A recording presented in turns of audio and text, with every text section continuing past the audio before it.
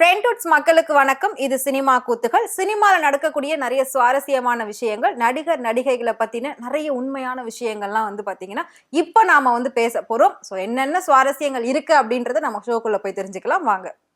Hi, எப்படி இருக்கீங்க? Hi, நல்லா இருக்கேன். நீங்க அப்புறம் நல்ல படம்லாம் பாத்தீங்களா? லீவ் எல்லாம் நல்லா என்ஜாய் பண்ணீங்களா? எஸ், நல்லாவே என்ஜாய் பண்ணேன். ரொம்ப கேப் ஆயிடுச்சு. ஸோ நம்மளால அப்டேட்ஸ் கொடுக்க முடியல. நிறைய படங்கள் டே பை டே வந்துகிட்டு தான் இருக்கு. அட் அ டைம் 7 மூவிஸ்லாம் ரிலீஸ் ஆகிருக்கு. ஸோ அதை பத்தி தான் நம்ம இப்ப பேச போறோம். சோ உங்களுடைய எக்ஸ்பீரியன்ஸ் சொல்லுங்க, என்னென்ன படம் நீங்க பாத்தீங்க? சோ நான் ரீசெண்டா பறந்து போ படம் பார்த்தேன். அது ரொம்பவே நல்லா இருந்துச்சு. நார்மலாவே டைரக்டர் ராமோட படம் ஒவ்வொன்றுமே யூனிக்கா இருக்கும். சோ அப்படி இருக்கிறப்போ ராம் ஒவ்வொரு விஷயமும் ரொம்ப சீரியஸா சின்சியரா இருக்கும். அந்த படம் பார்க்க ரொம்ப சென்டிமெண்டா இருக்கும். ஆனா ஆக்டர் சிவா ஒரு காமெடி ஹீரோ அப்படின்னு சொல்லலாம். ஆனா அவரை வச்சு ராம் இப்ப எடுத்திருக்காரு. அது உண்மையிலே டிஃப்ரெண்டா தான் இருந்தது. படம் ரொம்பவே சூப்பரா இருந்தது. அது மட்டும் இல்லாம 3 BHKன்னு ஒரு படம் இருந்தது. அதுவுமே கொஞ்சம் டிஃபரெண்டான ஒரு ஸ்டோரி தான். சோ இப்பெல்லாம் படங்கள் எப்படி போகுது அப்படின்றத பாக்குறத விட பார்த்துட்டு விமர்சனங்கள் அதிகமாகிட்டு இருக்கு. சோ அப்படி இருக்கிறப்ப நீங்க என்ன பாத்தீங்க? அதுல ஏதாவது விமர்சனங்கள் ஏதாவது வந்துச்சா? விமர்சனங்கள் என்ன வந்துச்சுன்னா, டைரக்டர் ராம் கச்சது தமிழ் இந்த மாதிரி மூவிஸ்லாம் அவங்க இயக்குனாங்க. அதெல்லாம் ரொம்பவே நீங்க சொன்ன மாதிரி ரொம்ப யூனிக்கா இருக்கும். தங்க மீன்கள் அதெல்லாம் அதுல அந்த சாங் நிறைய பேர் அப்பாக்கு ஆனந்த யாழை மீட்டுகிறாள் அந்த சாங் நிறைய அப்பாக்களோட ரிங்டோனா இருந்துச்சு. அப்பா மகள் அந்த பாசத்தை பெருசா இது பண்ணி காமிச்சிருந்தாங்க. ஸோ அதெல்லாம் விட்டுட்டு இந்த படம் டிஃப்ரெண்டா இருக்காது. மிர்ச்சி சிவா அவங்க ஒரு ஃபன்னான ஆக்டர்னு சொல்லலாம். ஃபுல் காமெடி மூவில தான் அவங்க இது வரைக்கும் ஆக்ட் பண்ணிருக்காங்க. அதை விட்டுட்டு பறந்து போ இது உண்மையிலேயே சூப்பரா இருக்கு இந்த படம். அதுவும் அஞ்சலி நடிச்சிருக்காங்க. அஞ்சலியும் ரொம்ப நாள் கழிச்சு இப்ப நம்ம பாத்துக்கிறோம். ஸோ உண்மையிலே அது டிஃப்ரெண்டா தான் இருந்துச்சு.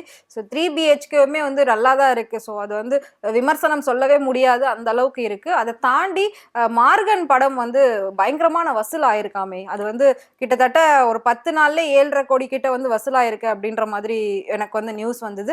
என்ன அப்படின்னா இப்ப படங்கள் எப்படி போகுது, விமர்சனம் எப்படி போகுது, இதை தாண்டி ஒரு படத்தோட வசூல் எவ்வளவு இருக்கு அப்படின்றத பாக்குறது தான் இப்போ ஒரு பெரிய சினிமா நியூஸாவே இருக்கு அப்படின்னு சொல்லலாம். அப்படி இருக்கிறப்ப நான் பார்த்ததுல இந்த வசூல் கொஞ்சம் அதிகமா தெரிஞ்சது. நீங்க என்ன பாத்தீங்க? நீங்க ஏதாவது அதிகமான வசூல் பண்ண படங்கள் அப்படின்னா என்னென்ன சொல்லுவீங்க?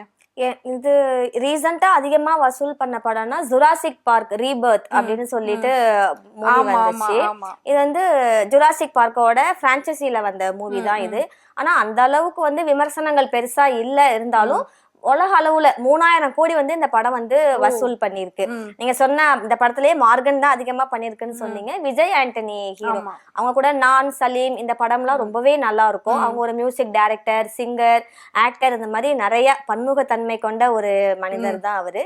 அதோட இல்லாம ஒரு நல்ல மனிதரும் கூட. சமூகத்துக்கு தேவையான கருத்துக்கள் இதெல்லாம் உடனே சொல்லுவாரு. அதிகபட்சமா மார்கன் வசூல் செஞ்சிருக்குது. 3 BHK கூட ஒரு ஃபேவரட் பேர் தான். சரத்குமார் தேவயானிங்கும் போது ஒரு சூரிய வம்சம் நிறைய படங்கள் ஒன்னா இருந்திருக்காங்க.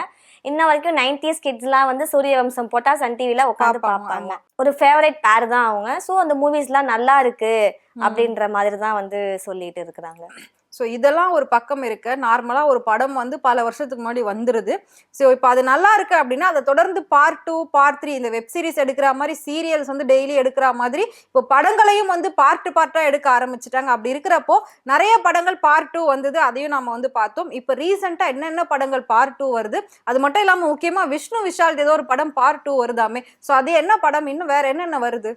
ராட்சசன் 1 2018ல ரிலீஸ் ஆயிருந்துச்சு. பயங்கர த்ரில்லர் மூவி. அது ஒரு சைக்கோ கில்லர், அது பேஸ்டான மூவி. அது அந்த படம் பார்த்துட்டு மேக்சிமம் நிறைய பேர் பயந்தே இருந்திருப்பாங்க. ஐயோ கிறிஸ்டோபர் நம்ம எதுக்க வந்துருவாரோ, கிறிஸ்டோபர் நம்ம ட்ரீம்ல பாத்துருவோமோ, நமக்கு ஏதாவது கிஃப்ட் கொடுத்துருவாரோ, அந்த மாதிரி இடத்துல நம்ம போய் நம்மள அடைச்சு வச்சிருவாரோ, நம்ம அந்த மாதிரி இடத்துல நம்மளை கடத்திட்டு போய் வச்சா நம்ம எப்படி அங்கேருந்து தப்பிச்சு வருவோம் அப்படின்னு நம்ம ஒரு பிளான் பண்ணிட்டு இருப்போம். தியேட்டர்ல பார்த்தவங்க எல்லாம் சீட்டோட எட்ஜில் உட்காந்து பார்த்திருப்பாங்க. அந்த அளவுக்கு இருந்துச்சு அந்த மூவின்னு சொல்லலாம். இப்ப அந்த ராட்சசன் 2 தான் நெக்ஸ்ட் இயர் ஷூட்டிங் ஸ்டார்ட் பண்ணி நெக்ஸ்ட் இயர்ல ரிலீஸ் ஆகுன்ற மாதிரி விஷ்ணு விஷால் அவங்களே அப்டேட் கொடுத்துருக்காங்க. அவங்க தம்பி ரீசெண்டா ஒரு படம் நடிச்சிருக்காங்க. அதோடைய ஆடியோ லான்ச்ல விஷ்ணு விஷால் அவங்களே சொல்லியிருக்கிறாங்க. அது மட்டும் இல்லாம விஷ்ணு விஷால் நடிச்ச கட்டா குஸ்தின்னு சொல்லி ஒரு படம் லாஸ்ட் இயர்ல வந்துச்சு. அதோடைய பார்ட் 2வும் நெக்ஸ்ட் இயர் வரப்போகுதுன்ற மாதிரி சொல்லியிருக்காங்க. சரி, இப்ப பார்ட் 2 வருது அப்படின்றதையும் நம்ம வந்து பார்த்தோம். நிறைய படங்கள் அந்த மாதிரி எடுத்துக்கிட்டு இருக்காங்க. இன்னொரு பக்கம் வந்து விமர்சனங்கள் ரீதியா எந்த படம் வரவேற்பு பெறுது, வசூல் ரீதியா எந்த படம் அதிகமா வருது, எந்த ஹீரோ முன்னாடி வராங்க, எந்த ஹீரோ பின்னாடி இருக்காங்க, அதெல்லாம் நம்ம பார்த்துட்டு இருக்கோம். ஸோ இப்பெல்லாம் வந்து பாத்தீங்கன்னா நடிகர்கள் இருக்காங்க, அடுத்து அவங்களோட வாரிசுகள் வந்துட்டாங்க. இதுக்கு முன்னாடி எல்லாம் வந்து குழந்தை நட்சத்திரமா இருப்பாங்க, திடீர்னு ஹீரோயினா வந்து ஸ்கிரீன்ல வருவாங்க. இது யாரு எங்கேயோ பார்த்தா மாதிரியே இருக்குன்னா அது அந்த குழந்தையான இருந்த பொண்ணு தான் வளர்ந்துருச்சு அப்படின்ற மாதிரி இருக்கும். ஸோ அப்படி வந்து இப்ப ரீசெண்டா ஒரு விஷயம் பயங்கர ட்ரெண்டிங்கா போய்கிட்டு இருக்கு. 40 வயது ஹீரோக்கு 20 வயது ஹீரோயின் ஜோடி அப்படின்னு சொல்லி என்ன விஷயம், யார் அது? அது வேற எதுவும் இல்ல. 40 வயது ஹீரோனா நம்ம பாலிவுட் ஹீரோ ரன்வீர் சிங் தான். 20 வயது ஹீரோயின் வேற யாரும் இல்ல. தெய்வ திருமகள்ல விக்ரம் சாருக்கு மகளா நடிச்சிருப்பாங்கல்ல நிலா பாப்பா. அந்த நிலா பாப்பாவை கொஞ்சாதவங்க யாருமே இருந்திருக்க மாட்டாங்க. அவ்வளவு கியூட்டா இருப்பாங்க, எக்ஸ்பிரஷன்ஸ் எல்லாம் அவ்வளவு அழகா இருக்கும். அவங்களுக்கு இப்ப 20 ஆயிடுச்சு. அவங்கதான் அந்த மூவில வந்து ஹீரோயின் வந்து இப்ப பாலிவுட்ல ஃபர்ஸ்ட் மூவி பண்ண போறாங்க ஹீரோயினா. இல்ல, இதுக்கு முன்னாடி பொன்னியின் செல்வன்ல வந்து பிளாஷ்பேக் ஐஸ்வர்யா ராயா அவங்க தான் பண்ணியிருந்தாங்க. சோ விக்ரம் சாருக்கு மகளாவே நடிச்சு விக்ரம் சாரோட லவ்வரா அதுல வந்து பண்ணியிருந்தாங்க. அவங்களுடைய பேர் இல்லாட்டியும் பிளாஷ்பேக் விக்ரம் சாரோடைய பேரா பண்ணியிருந்தாங்க. பாலிவுட்ல ஆதித்யா தர்ன்ற டைரக்டர் வந்து சுரந்தர் அப்படின்ற மூவி டைரக்ட் பண்றாங்க. அதுலதான் 40 வயசு நம்ம ஹீரோவும் 20 வயசு பேபி சாரா அர்ஜுன் ஹீரோயின் லீட் பண்ணி அதுல வந்து நடிக்க போறாங்க. இனிமே நம்ம பேபின்னு சொல்ல முடியாது, சாரா அர்ஜுன் தான் நம்ம மென்ஷன் பண்ணணும். ஓகே. ஸோ நிறைய விஷயங்கள் வந்து சினிமாவில் டே பை டே நடந்துக்கிட்டே இருக்குது. ஸோ படங்கள் ஒரு நாளைக்கு 1 இல்லை 2 இல்லை 7-8 படங்கள் ரிலீஸ் ஆகுது. அவ்வளோ அளவுக்கு காம்படிஷன் அதிகமாகிடுச்சு. மக்களோட எதிர்பார்ப்பு இன்னும் அதிகமாகிக்கிட்டு இருக்கு. அப்படி இருக்கிறப்போ திடீர்னு வந்து குழந்தையா இருக்காங்க, அப்புறம் ஹீரோயினாக வராங்க, ஹீரோவாக வராங்க, ஹீரோவோட பையன் வந்து அடுத்து டைரக்டராக வராங்க. இந்த மாதிரிலாம் நிறைய விஷயங்கள் சினிமாவிலே வந்து அரசியலே மிஞ்சிரும் போல். அந்த அளவுக்கு நாளுக்கு நாள் நிறைய விஷயங்கள் வந்து சேஞ்ச் ஆகிக்கிட்டே இருக்கு.